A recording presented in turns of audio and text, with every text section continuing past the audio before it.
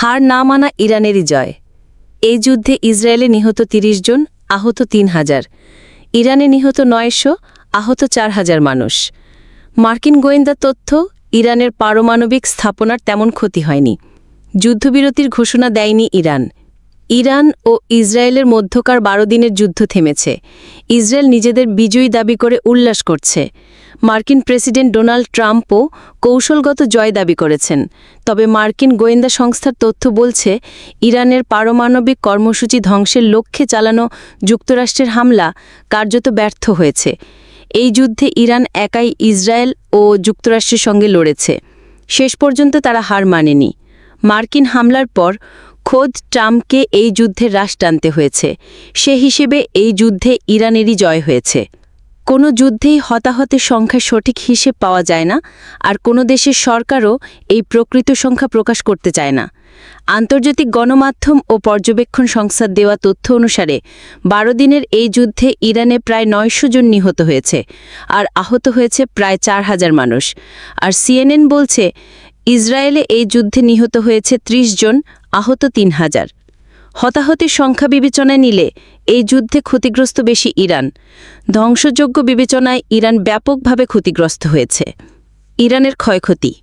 Israel শুরু থেকে ইরানের সামরিক স্থাপনা লক্ষ্য করে হামলা চালিয়েছে।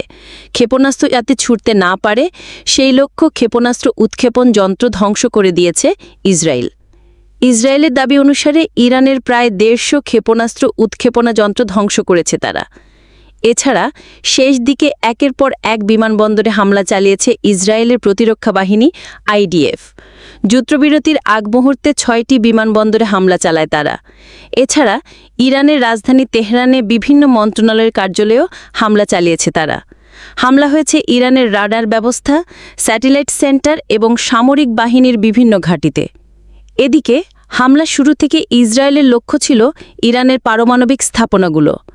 যুদ্ধ শুরুর পর প্রায় প্রতিদিনই ইরানের এসব স্থাপনায় হামলা চালিয়েছে ইসরায়েল। এখানে একটি বিষয় লক্ষণীয়, ড্রোন ও যুদ্ধবিমান ব্যবহার করেই বেশিরভাগ হামলা চালিয়েছে আইডিএফ। তবে এর খুব কম সংখ্যকই ঠেকাতে পেরেছে ইরান। উল্টো দিকে ইরান কোনো যুদ্ধবিমান ব্যবহার করেনি এই সংঘাতে। ড্রোন আর ক্ষেপণাস্ত্র ব্যবহারেই হামলা চালিয়েছে। ইরানে কী পরিমাণ ক্ষতি হয়েছে সরকার এখনও তা বলেনি। তবে ইরানের বার্তা সংস্থা তাসনিম নিউজ জানিয়েছে, মার্কিন বাহিনীর হামলায় ইরানের পারমাণবিক স্থাপনার যে ক্ষতি হয়েছে সেই অভিযোগ জাতিসংঘে উত্থাপন করবে ইরান সরকার। যুক্তরাষ্ট্রের কাছে এই ক্ষতিপূরণ চাইবে তারা। যদিও এই নিয়ে খানিকটা সাংঘর্ষিক তথ্যও পাওয়া যাচ্ছে, কারণ গতকাল বুধবার ইরানের পার্লামেন্টে জাতিসংঘের পরমাণু সংস্থা ইন্টারন্যাশনাল অ্যাটমিক এনার্জি এজেন্সির সঙ্গে সহযোগিতা বন্ধের বিল নিয়ে আলোচনায় স্পিকার মোহাম্মদ বাকের কালিবাফ বলেন, ইসরায়েল তাদের পারমাণবিক পরিকল্পনা থামাতে পারেনি। এছাড়া তাদের ক্ষেপণাস্ত্র কর্মসূচিতেও ইসরায়েলের হামলার কোনো প্রভাব পড়েনি, বরং তাদের হামলায় ইসরায়েলের সামরিক স্থাপনাগুলো ব্যাপকভাবে ক্ষতিগ্রস্ত হয়েছে। তবে ইরান সরকার যখন বলছে তারা যুক্তরাষ্ট্রের কাছে জাতিসংঘের মাধ্যমে ক্ষতিপূরণ চাইবে, তার অর্থ হল কম বেশি যাই হোক ক্ষতি হয়েছে। এদিকে ফ্রান্সে নিযুক্ত ইসরায়েলের রাষ্ট্রদূত জোশুয়া জারকা দাবি করেন, এসব হত্যাকাণ্ডের ফলে ইসরায়েল ও যুক্তরাষ্ট্রের বোমা হামলা থেকে যে পারমাণবিক কাঠামো ও উপকরণ টিকে আছে সেগুলো দিয়ে ইরানের পক্ষে অস্ত্র তৈরি প্রায় অসম্ভব হয়ে পড়বে। ইসরায়েলের ক্ষতিও কম নয়। ইসরায়েলের প্রতিরক্ষা ব্যবস্থার অন্যতম বড়াই ছিল আয়রন ডোম, ডেভিড স্লিং ও অ্যারো সিস্টেম। যুদ্ধের প্রথম দিনে এসব প্রতিরক্ষা ব্যবস্থা বেশ কাজেও এসেছিল, কিন্তু ইরান ব্যালিস্টিক ক্ষেপণাস্ত্র ব্যবহার শুরু করার পর খানিকটা বিপাকে পড়ে ইসরায়েল।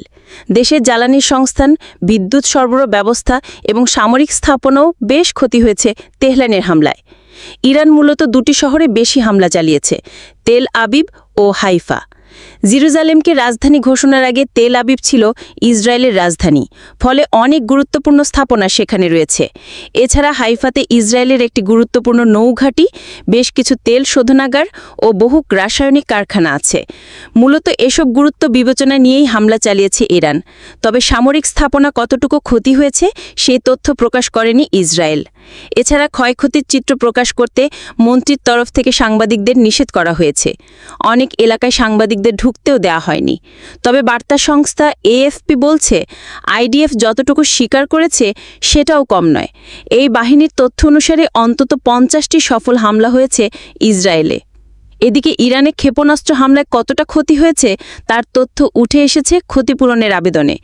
ইসরায়েলের গণমাধ্যমগুলো বলছে, ইতোমধ্যে ক্ষতিপূরণ চেয়ে ৩৯,০০০ ইসরায়েলি আবেদন করেছে। অর্থাৎ ইসরায়েল সরকার ক্ষয়ক্ষতি লুকিয়ে রাখার চেষ্টা করলেও শেষমেশ সেটা বেরিয়ে আসছে। ট্রাম্পের তথ্য নিয়ে শঙ্কা। ইরানের ৩ পারমাণবিক স্থাপনা ফোর্দো, নাতানজা ও ইস্পাহানে হামলা চালায় যুক্তরাষ্ট্র। এই হামলার পরপরই ট্রাম্প জাতির উদ্দেশ্যে ভাষণ দেন, এই ৩ স্থাপনা একেবারে ধসে গেছে। কিন্তু একদিন পরই গোয়েন্দা তথ্যের বরাতে সিএনএন জানায়, আসলে খুব বেশি ক্ষতি হয়নি স্থাপনাগুলোর। এই স্থাপনাগুলোর প্রবেশদ্বার ধসে গেছে, কয়েক মাস পিছিয়ে গেছে পরিকল্পনা। গোয়েন্দা প্রতিবেদনে আরও বলা হয়েছে, হামলার আগেই ইরান তার সমৃদ্ধ ইউরেনিয়ামের বড় অংশ সরিয়ে ফেলে। এতে হামলায় পারমাণবিক উপাদানের খুব সামান্যই ধ্বংস হয়েছে। ধারণা করা হচ্ছে ইউরেনিয়ামের কিছু অংশ ইরানের গোপন পারমাণবিক স্থাপনাগুলোতে সরিয়ে নেওয়া হয়েছে। তবে ন্যাটো সম্মেলনে যোগ দিয়ে নেদারল্যান্ডসে গিয়েও ট্রাম্প বলেছেন, হামলা চালিয়ে ইরানের ফোর্দো পারমাণবিক স্থাপনাটি সম্পূর্ণ ধ্বংস করা হয়েছে। তিনি দাবি করছেন, গণমাধ্যম মিথ্যা বলছে। এদিকে ইসরায়েলের প্রধানমন্ত্রী বেনিয়ামিন নেতানিয়াহু দাবি করেছেন, ইরানের পারমাণবিক কর্মসূচি ঘিরে তাদের যে অভিযান তা সফলভাবে সম্পূর্ণ হয়েছে। ইরান আর পারমাণবিক অস্ত্রের জন্য হুমকি নয়। যদিও কয়েকজন ইসরায়েলি কর্মকর্তা নিউ ইয়র্ক টাইমসকে জানিয়েছেন, তারাও মনে করেন ইরান কিছু ছোট গোপন ইউরেনিয়াম সমৃদ্ধকরণ কেন্দ্র গড়ে তুলেছে, যেন বড় স্থাপনা আক্রান্ত হলেও কর্মসূচি চালিয়ে নেওয়া যায়। হার না মানা ইরান। এখানে একটি বিষয় লক্ষণীয়, ১৯৬৭ সালে আরব দেশগুলোর সাথে যুদ্ধে জড়িয়েছিল ইসরায়েল। ৬ দিনের ওই যুদ্ধে মিশর, জর্ডান ও সিরিয়ার বিরুদ্ধে এই লড়াইয়ে যুক্তরাষ্ট্রের সহযোগিতা পেয়েছিল ইসরায়েল। তবে ওই সংঘাতে যুক্তরাষ্ট্র সরাসরি জড়ায়নি। তবে এবার গেল ভিন্ন চিত্র। ইরান ১২ দিন একা প্রতিরোধ গড়ল। যুক্তরাষ্ট্র সরাসরি হামলা চালিয়েও ইরানকে নতি স্বীকার করাতে পারল না, বরং তাড়াহুড়ো করে যুদ্ধবিরতিতে সম্মতি জানালো ইসরায়েল। এদিকে ইরান বরং এখনও সরাসরি বলেনি তারা যুদ্ধবিরতি করেছে, শুধু বলেছে ইসরায়েল হামলা বন্ধ করলে তারাও হামলা বন্ধ করবে। এই প্রসঙ্গে গতকাল ইরান পররাষ্ট্রমন্ত্রী আব্বাস আরাকচি বলেন, যুক্তরাষ্ট্রের যুদ্ধবিরতির প্রস্তাবে ইসরায়েল এককভাবে রাজি হয়েছে। তাই এই ইঙ্গিত পাওয়া যায়, এই যুদ্ধে তারা পরাজিত হয়েছে।